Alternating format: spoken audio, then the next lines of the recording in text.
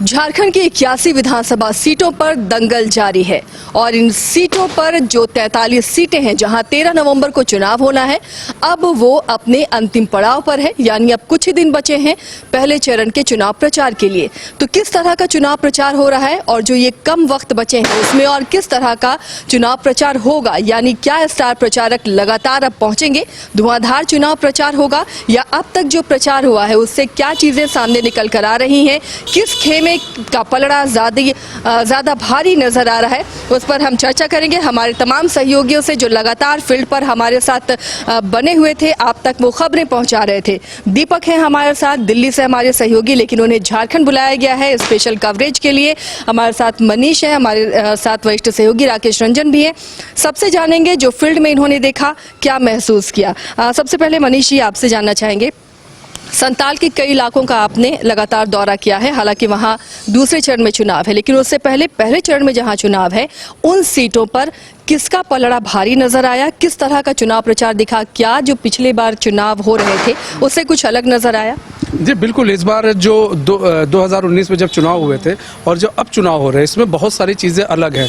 इस बार समीकरण ही बिल्कुल बदला हुआ है, क्योंकि इस बार देखिए बीजेपी एक जो मुद्दा लेकर आई है, घुसपैठियों का मुद्दा, उसको भुनाने की कोशिश कर रही है। और अगर आप ग्रामीण इलाकों में जाएं और आप थोड़ा और उसमें जाएं और घुसे तो उसमें पता चलेगा कि इस बार जो है जिस तरह से अभी आपने लोकसभा चुनाव देखा, रोजगार एक मुद्दा बना और ये मुद्दा यहाँ पर भी इस बार झारखंड चुनाव में भी बहुत बड़ा मुद्दा बनकर सामने आ रहा है, जो हम लोगों ने अभी तक देखा है। और स्वास्थ्य का एक मुद्दा बन रहा है, क्योंकि कई ऐसे गांव हैं जहां पर स्वास्थ्य की सुविधा एकदम नील बराबर है, वहां पर स्वास्थ्य की सुविधा सही नहीं है। वहां पर तो ये मुद्दे बनते हुए दिखे। हाँ, वहां पर मुद्दा है। और ये आदिवासी जो समाज के लोग हैं बहुत समझदार हैं और वो जिस तरह से इस चीज को देख रहे हैं, वहाँ के जो युवा हैं जिस तरह से चीजों को देख रहे हैं, वो बोल भी रहे हैं कैमरे के आगे कि यहाँ पर हमको स्वास्थ्य की सुविधाएं ठीक नहीं मिली है। हम लोग जो है कई बार इस चीज को लेकर शिकायत कर चुके हैं, लेकिन हम लोग की सुनवाई कहीं नहीं हुई है। तो ये एक मुद्दा बनता हुआ दिख रहा है। लेकिन अब इन मुद्दों को लेकर जो है ये लोग जो जा रही है, विपक्षी पार्टी जा रही है, ये कितना भुना पाती है ये समय बताएगा। चलिए, दीपक भी हमारे साथ हैं। दीपक, लगातार आप भी चुनावी मैदान में कवर कर रहे हैं, तो जो मुद्दे की बात मनीष कर रहे हैं वो मुद्दे नजर आ रहे हैं या फिर दो खेमों में बढ़ते हुए वोट दिख रहे हैं, जनता दिख रही है जो निर्दलीय खड़े होते हैं? क्या लगता है कि वो निर्दलीय कमाल कर पाएंगे? तीसरे मोर्चे के रूप में JLKM भी यहाँ पर है, तो दो खेमों में जो पोलराइजेशन हो रहा है क्या वही दिख रहा है या फिर जनता थोड़ी कंफ्यूज दिख रही है? देखिए, हम अलग अलग जगहों पे जा रहे हैं और अलग अलग जगहों पे जाने के बाद हमें अलग अलग तरह की राजनीति देखने को मिल रही है। लेकिन सबसे बड़ी बात यह है, क्योंकि ये विधानसभा का चुनाव है, तो विधानसभा चुनाव के अंदर हमको स्थानीय मुद्दे बहुत कम देखने को मिल रहे हैं। और देखिए, विधानसभा चुनाव जब होता है तो उसमें स्थानीय मुद्दे अगर आपके पास नहीं होंगे तो कहीं ना कहीं वो उसमें बहुत बड़ी कमी है। और क्योंकि देखिए, विधानसभा चुनाव में अगर स्थानीय मुद्दे को अगर आप कवर करते हैं तो कहीं ना कहीं उस पर जनता का भी सरोकार होता है। मैं अभी हजारीबाग की तरफ था तो वहाँ मैंने देखे कि महिलाओं को गैस सिलेंडर नहीं मिले हैं, बिजली नहीं है, कच्चे मकान हैं, सड़क की व्यवस्था अच्छे तरीके से नहीं है। तो इन सब मुद्दों पे कहीं ना कहीं जो बड़ी पार्टियों उनको बोलना चाहिए। देखिए, निर्दलीय क्या कर रहे हैं, निर्दलीय इन्हीं तमाम मुद्दों को घेर के अपनी बातों को रख रहे हैं। जब भी जनसंपर्क अभियान कर रहे हैं तो वो लगातार लोगों के पास जाके यही बात कह रहे हैं कि हम इन चीज़ों पे काम करेंगे। लेकिन जब दो बड़ी पार्टियों की हम बात कर लेते हैं, चाहे वो भारतीय जनता पार्टी हो या कांग्रेस हो, कांग्रेस जो है वो ये कहती है कि घुसपैठ हमने नहीं कराया, JMM ने नहीं कराया, लेकिन भारतीय जनता पार्टी घुसपैठ का मामला लेके आ रही है। अच्छा, लेकिन सबसे बड़ी बात यह है कि क्या घुसपैठ का मामला इस बार झारखंड में कमाल करेगा? क्योंकि आप देखिए, ऐसे बहुत सारे जगह है जहाँ पे घुसपैठ से लोगों को नहीं मतलब है, चाहे वो आदिवासी की बात करें, संथाल परगना की बात करें, तो उन तमाम लोगों को अपनी मूलभूत सुविधाओं को लेकर ही वो काम कर रहे हैं और मूलभूत सुविधाएं ही चाहिए तभी वो वोट देंगे। और सबसे बड़ी बात ये, JMM का पलड़ा अभी भी भारी है झारखंड के अंदर, और इसीलिए आप देख रहे हैं कि बड़े बड़े स्टार प्रचारकों को भारतीय जनता पार्टी ने झारखंड में क्यों उतारना पड़ा? क्यों? क्योंकि इस बार झारखंड का चुनाव उनके नाक का सवाल बन चुका है। जी चलिए, तो देखिए, चुनाव प्रचार के बीच में हम पहुंच चुके हैं, सरेराह सियासत हो रही है, हम भी सरेराह इस पर विश्लेषण कर रहे हैं। हमारे साथ सौरभ भी हैं, लगातार फील्ड में वो रहते हैं, रंजन जी भी हैं, उनसे भी हम समझेंगे कि कैसे आंकड़ों की बाजीगरी इस बार काम कर रही है। सौरभ, ये जो सियासत हो रही है, जो चुनाव प्रचार हो रहे हैं, जो छोटे छोटे पार्टियां हैं या यूं कहें जो निर्दलीय हैं, क्या लगता है कि वो विधानसभा तक पहुंच पाएंगे या इस बार 2024 का जो विधानसभा बनेगा झारखंड का वो निर्दलीय ही रहेगा? जी बिल्कुल, देखिए जिस प्रकार से आपने कहा कि निर्दलीय जो उम्मीदवार हैं उनका क्या इम्पैक्ट होने वाला है, तो कुछ सीटों पर निर्दलीय उम्मीदवार काफ़ी हावी दिख रहे हैं, जो कि कह सकते हैं कि विधानसभा तक नहीं पहुंचे, लेकिन जो विधानसभा तक पहुंचने वाले हैं उनके रास्ते में एक रोड़ा बनने वाले हैं। तो ये एक बहुत 2-4 सीट ऐसे हैं, हॉट सीट हैं, बड़े बड़े कद्दावर नेता हैं, चाहे एनडीए गठबंधन की ओर से। आप भी मान रहे हैं सौरभ कि निर्दलीय विहीन विधानसभा इस बार होगी, क्योंकि 2 खेमों में बटी हुई जनता नजर आ रही है, उनके वोट नजर आ रहे हैं। ज़्यादातर सीटों पर देखा गया कि जिस प्रकार से जब एनडीए की ओर से भाजपा ने अपना पहले लिस्ट जारी किया, वहां बागी तेवर अपनाए गए, कई भाजपा नेता ने वहां पर अपना नॉमिनेशन किया। हालांकि हिमंता बिस्वा शर्मा की जो कवायद थी उनको मनाने की वो काफ़ी सफल रही और उन्होंने कहीं कुछ हद तक मनाने में सफल रहे। लेकिन कुछ ऐसे सीट भी हैं जो कि चाहे इंडिया गठबंधन की ओर से हो या एनडीए गठबंधन की ओर से हो, वहाँ पर जो उनके बागी नेता है नहीं माने, या तो फिर निर्दलीय उम्मीदवार जिन्होंने निर्दलीय के रूप में अपना नॉमिनेशन किया है उनका काफ़ी इम्पैक्ट देखने को मिलेगा। कह सकते हैं कि त्रिकोणीय सीरीज कुछ सीटों पर देखने को मिलेगा। वो 2-4 सीट ऐसे भी हैं जहां पर दोनों ओर से बड़े बड़े नेताओं की मतलब कह सकते हैं कि सांसें अटकी हुई है कि किस ओर 23 नवंबर को जनता का फैसला देखने को मिल सकता है। तो जिस प्रकार से निर्दलीय की यदि बात की जाए तो विधानसभा पहुंचे या ना पहुंचे, लेकिन खेल बिगाड़ने में सफल हो सकते हैं। चलिए, तो ये एक ऐसा प्रदेश भी रहा है जहां निर्दलीय मुख्यमंत्री भी रहा है और आरोप की अलग बात है, जो आरोप लगते रहे हैं। इस बार रंजन जी क्या लगता है, मुद्दे बीजेपी के पास घुसपैठ हैं, रोटी बेटी माटी का सवाल है, और उस खेमे की बात करें तो हेमंत सोरेन के पास सिंपैथी वोट गेन करना है, जेल भेजने से लेकर मैया सम्मान योजना भी है, कल्पना सोरेन एक बड़ी स्टार प्रचारक के रूप में उभरी हैं। तो क्या ये जो वोट की बात करते हैं जिसे लुभाने के लिए तमाम पार्टियां कवायद कर रही हैं, तो ये वोट इन दोनों खेमों में ही बट के रहेगा झारखंड का पूरा वोट? देखिए, ज़्यादातर सीटों पर स्थिति यही है कि बीजेपी लेड एनडीए और उधर से जेएमएम लेड इंडिया गठबंधन की हम बात करें तो इन्हीं दोनों के प्रत्याशी आमने सामने आपको दिखेंगे। लेकिन कुछ सीटें ऐसी होती हैं जहां की तीसरा कोण खुल जाता है और वैसी सीटें ही दोनों दलों के लिए ज़्यादा चिंता पैदा करने वाली हैं। क्योंकि अगर आप देखिए, जैसे हम बात करें, अगर हम पहले फेज में ही बात कर लें तो 43 सीटों पर चुनाव होना है, जिसमें सबसे ज़्यादा नज़र कोल्हान की 14 सीटों पर है, पलामू प्रमंडल के 9 सीट हैं। इसी तरह से जो है अगर आप देखें, जो नॉर्थ छोटा नागपुर की हम बात करते हैं वहाँ से 7 सीट के आसपास हैं और 13 सीट जो है साउथ छोटा नागपुर से हैं। तो ये 43 सीटों का लेखा जोखा है। तो इसमें जैसे एक पाकी सीट है पलामू प्रमंडल की, वहाँ पर कांग्रेस के बागी के रूप में बिट्टू सिंह लड़ रहे हैं और वहाँ से आपको कांग्रेस ने जो है अपना प्रत्याशी बदला है, जो कि बीजेपी से हाल ही में कांग्रेस में शामिल हुए थे। और इसी तरह से आप ये देखिएगा कि बीजेपी से वहाँ शशिभूषण मेहता है। तो अब इसमें बिट्टू सिंह हो सकता है कि वो मुख्य मुकाबले में जो है वो आ जाएं। तो ऐसी परिस्थिति में वहां पर कांग्रेस को नुकसान होता हुआ दिख रहा है कि अगर बिट्टू सिंह कांग्रेस के जो वोट रहे हैं, जो कि वो उसी दल से रहे हैं, तो हो सकता है कि वहां पर आपको नुकसान कांग्रेस को झेलना पड़े। तो देखिए, सरेराह सियासत तो होती है, लेकिन सरेराह सियासत पर चर्चा करने से थोड़ी मुश्किल होती है, ट्रैफिक का ध्यान रखना पड़ता है। जी हाँ, ट्रैफिक का ध्यान रखना पड़ता है। और अगर आप देखिए तो चुनाव प्रचार की बात कर लीजिए या चुनाव की बात कर लीजिए तो उसमें भी ट्रैफिक कम नहीं है, प्रत्याशी ठीक ठाक उतरे हैं हर तरफ से।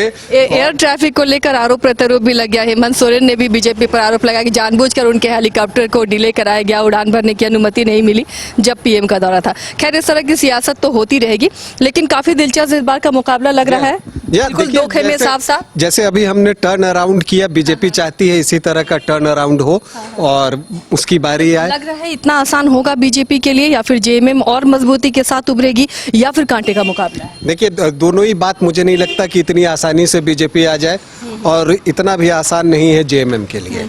तो ये दोनों ही बातें इस बार के चुनाव में हमें देखने को मिल रही हैं। कांटे का मुकाबला है अगर सच कहें तो, और कई सीटें ऐसी हैं जिस पर की भविष्यवाणी करना बड़ा मुश्किल है और उसमें कई हॉट सीटें हैं। गढ़वा की सीट की बात कर लीजिए, भवनाथपुर की सीट की बात कर लीजिए, चंपाई सोरेन की सीट की बात कर लीजिए, ये ऐसी सीटें हैं। बन्ना गुप्ता सरयू राय की सीट की बात कर लीजिए। तो कितने क्लोज फाइट आपको इस पहले दौर में देखने को मिलेंगे। कई सीटें ऐसी हैं और ये पहला फेज जो है इसलिए भी महत्वपूर्ण हो जाता है कि आप देखिए कोल्हान की बात करें, वहाँ से 3 मंत्रियों की प्रतिष्ठा दांव पर लगी हुई है। बन्ना गुप्ता हैं, रामदास सोरेन हैं, इसके अलावा चाईबासा से दीपक बिरुआ हैं।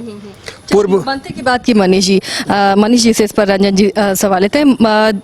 मनीष जी, देखा होगा हरियाणा का नतीजा, तो क्या लगता है जो हाई प्रोफाइल चेहरे हैं, जो मंत्री रहे हैं या लगातार विधायक रहे हैं, इस बार जनता कुछ फेरबदल करेगी? देखिए बिल्कुल, देखिए आपने हरियाणा का चुनाव नहीं, आप इससे पहले हम उत्तर प्रदेश में भी देखा, लोकसभा चुनाव भी हमने देखा, कई केंद्रीय मंत्रियों को उतार दिया गया था। ऐसे में देखिए यहाँ पर समझना पड़ेगा कि आप मंत्रियों को तो चेहरा बना देते हैं, लेकिन विधायक बनने के बाद वही मंत्री गायब हो जाते हैं क्षेत्र से, जिसको लेकर जनता नाराज होती है। लेकिन कुछ क्षेत्र में ऐसा है कि देखिए वहाँ पर मुद्दों से फर्क नहीं पड़ता है, वहाँ पर जो वोट पड़ते हैं वहाँ पर वोट पड़ रहे हैं, सिंबल से वोट पड़ रहे हैं। वहाँ पर हम आपको सीधी सी बात बताते हैं कि आप देखिए, आप जामताड़ा चले जाइए, वहाँ पर जो है लड़ाई हो रही है, सिंबल पर लड़ाई हो रही है, वहाँ मुद्दों से कोई किसी की चीज़ को लेना देना नहीं है। वहाँ पर जो कई मुस्लिमों से मेरी बात हुई, कई और लोगों से मेरी बात हुई, वहाँ पर जो है आदिवासी समाज से बात हुई, हिंदू समाज से बात हुई, तो वहाँ पर एक मुद्दा क्या है कि जो मैंने कहा स्वास्थ्य की एक मुद्दा है, वहाँ पर शिक्षा एक मुद्दा है, लेकिन जब बात आती है वोट की, जब बात आती है, जब आप पूछिए कि आप वोट कैसे करेंगे, किसको करेंगे, वो फिर आ जाते हैं सिंबल पर आ जाते हैं, फिर वो सिंबल को देखते हैं, फिर वो चेहरे को देख लेते हैं कि हम इस चेहरे को वोट करेंगे, मतलब वो अपने सहूलियत के हिसाब से उस चीज़ को देखते हैं। यहाँ पर जो कुछ मंत्रियों को जो यहाँ पर टिकट दिया गया है, उनमें से कुछ तो मंत्री हैं जो फाइट में बहुत ज़्यादा है। ऐसा नहीं, फिलहाल सभी फाइट में हैं, इस बार तो नेक टू नेक लड़ाई है यहाँ पर, और कोई ये नहीं कह सकता ये जीत रहे हैं और ये हार रहे हैं, क्योंकि कुछ भी हो सकता है। क्योंकि हरियाणा चुनाव इसका उदाहरण है, जीता जागता उदाहरण है कि जहाँ से कांग्रेस जीत रही थी, कांग्रेस ने लड्डू बांटने शुरू कर दिए थे, बाद में पता चला क्या नतीजे आ गए। तो ऐसे देखिए रास्ते में गड्ढे भी होते हैं, तो इस बार चुनाव में कौन गड्ढे में गिर सकता है, इस पर भी हम चर्चा करेंगे। दीपक, क्या लग रहा है कि सिंबल इस बार ज्यादा काम करेंगे या कैंडिडेट का फेस भी काम करेगा? देखिए बिल्कुल मिली जुली जो मुझे लगता है कि झारखंड के अंदर मिली जुली चीज़ें हैं। क्यों? क्योंकि अगर झारखंड के परिवेश को अगर हम समझने की कोशिश जहाँ तक मैंने की है, तो यहाँ पे सबसे बड़ी बात है कि यहाँ का भौगोलिक जो दृश्य है वो बिल्कुल भिन्न है। चाहे वो आप रांची की बात करें, या आप हजारीबाग की बात कर लें, या दुमका की बात करें, जामताड़ा की बात करें, तमाम जगहों पर अपने अपने एक बड़े बड़े मुद्दे हैं। देखिए अंबा प्रसाद का भी कांग्रेस में जो है काफ़ी विरोध चल रहा था, लेकिन फिर भी जो है कहीं ना कहीं उनको पार्टी ने एक बड़ा भरोसा जताया, फिर से टिकट दी गई। और लगातार देखिए, जैसा कि अभी मेरे सहयोगी सौरभ भी कह रहे थे कि निर्दलीय इस बार क्या काम करेंगे। देखिए सिंबल ठीक है, सिंबल का काम कर रहे हैं, लेकिन सिंबल पे आपको लड़ना है। नए फेस के लिए एक बड़ी बात है, लेकिन जो बड़े बड़े फेस है, चाहे राजा पीटर की बात करें या और चाहे चंपाई सोरेन की बात करें, उनके लिए सिंबल इतना मायने नहीं रखता, उनके लिए अपनी राजनीति सबसे बड़ी मजबूती है। और यहाँ पे देखिए बहुत ऐसे मुद्दे हैं, चाहे जल जमीन जंगल की हम बात कर लें, तो देखिए सबसे बड़ी बात यह है कि अभी मैया सम्मान योजना जेएमएम की तरफ से था, भारतीय जनता पार्टी ने गोगो दीदी का ऐलान कर दिया। अब उन्होंने कहा कि नहीं, तो हम तो 1100 दे रहे हैं, अब बीजेपी कह रहे कि हम 2100 देंगे।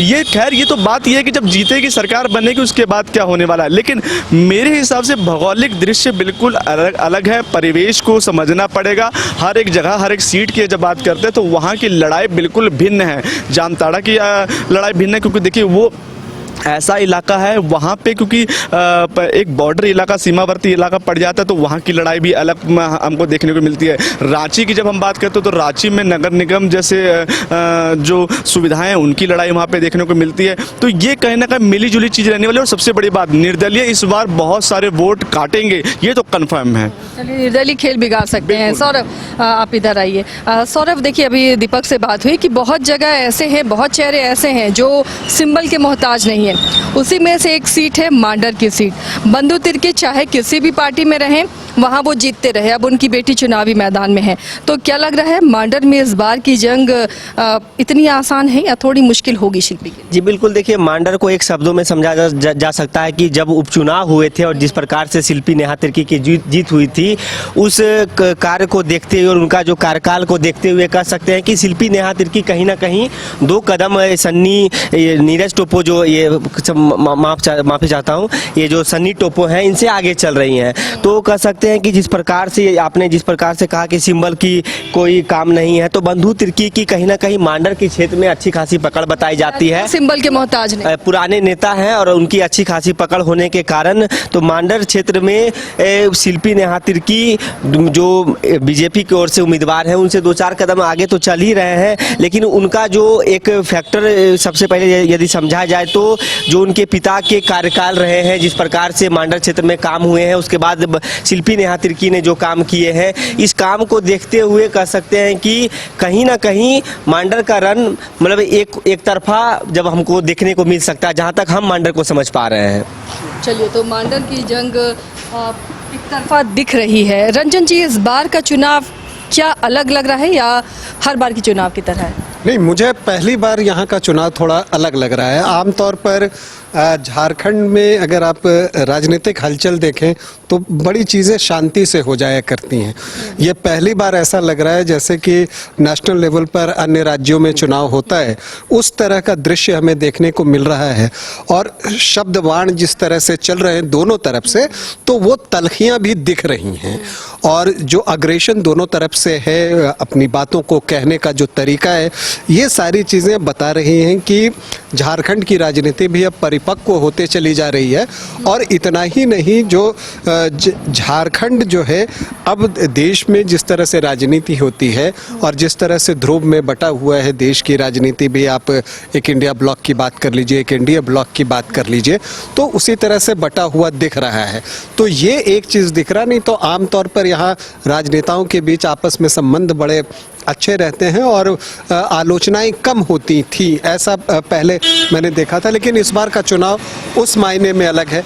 इसके अलावा इस बार का चुनाव इस मायने में भी अलग है कि ज़्यादातर वोटर भी 2 ध्रुव में बटे हुए दिखाई दे रहे हैं। तो ये एक चीज़ इस बार वो भी फ़र्क दिख रहा है कि जिन्हें इंडिया गठबंधन को वोट करना है वो एक खेमे में है, जिन्हें एनडीए को वोट करना है तो एक क्लैरिटी ऑफ माइंड वोटर्स के मन में भी है।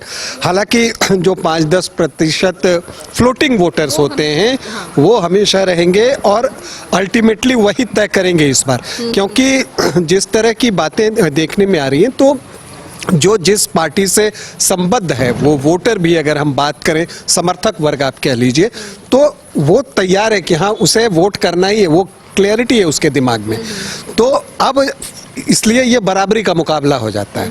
अब यहाँ पर फ्लोटिंग वोटर्स आखिरी मोमेंट में किस तरफ जाते हैं वो डिसाइड करेंगे कि वो किसकी सरकार बनवा रहे हैं। और इसलिए मैं कह रहा हूँ कि इस बार जो यहाँ की लड़ाई होगी और उसमें जो आप जीत हार का फासला देखेंगी, वो अन्य चुनावों की तुलना में आपको प्रतिशत में आप आएंगी तो कम दिखेगा। वोटों में आपको ज़्यादा इसलिए दिख सकता है कि हर चुनाव के साथ वोटर्स की संख्या बढ़ जाती है, लेकिन जो हार जीत का प्रतिशत में जब आप लेकर आएंगी तो आपको दिखेगा कि वो प्रतिशत कम हो रहा है। और मतलब मैं देख रहा हूँ कि जो पहले फेज़ में भी 43 सीटें हैं, या अगर आप 81 सीटों पर बात कर लें, तो मुझे लगता है कि करीब 25 सीटें ऐसी होंगी जिस पर कि अभी तक ये पता लगाना मुश्किल है कि कौन भारी पड़ रहा है। अब आप समझिए कि 81 में से 25, तो बाकी ये 25 कितने इंपॉर्टेंट सीट हैं। अब इसमें से जो ज़्यादा ले गया सरकार उसकी बन जाएगी।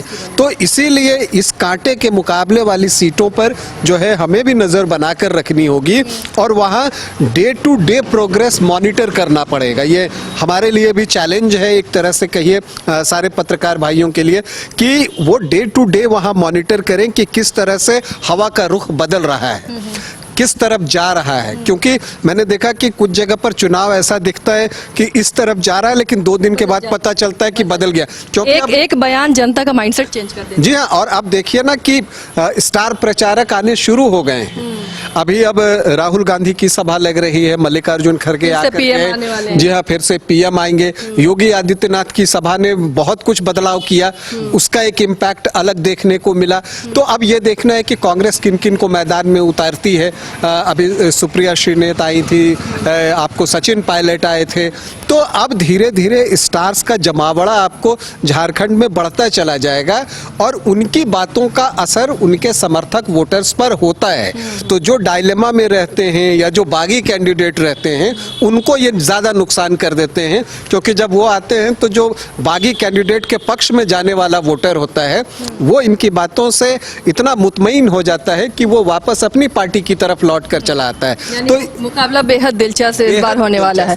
तो चलिए जितने हमारे सहयोगी हैं एक बार साथ में आ जाए भाई। फील्ड में ये लगातार मेहनत करते हैं और तब वो खबरें आप तक हम पहुंचा पाते हैं, और हम भी लगातार ये नजर बनाए हुए हैं और देखते रहेंगे किस तरह से प्रचार हो रहा है, उसका असर जनता पर क्या हो रहा है और वो जीत हार में या वोटों में किस तरह तब्दील होगा। हमारी नजर पूरे 81 विधानसभा सीटों पर है, इसलिए हमारे साथ अभी कुछ सहयोगी दिख रहे हैं, बाकी चुनावी मैदान में है, वहां से जो खबर लाकर वो देंगे वो आप तक हम पहुंचाएंगे। तो इसी तरह हमारी सरेराह सियासत जारी रहेगी सियासतदानों के साथ। तो फिलहाल इतना ही, लेकिन आप देखते रहिए न्यूज़ 22 को।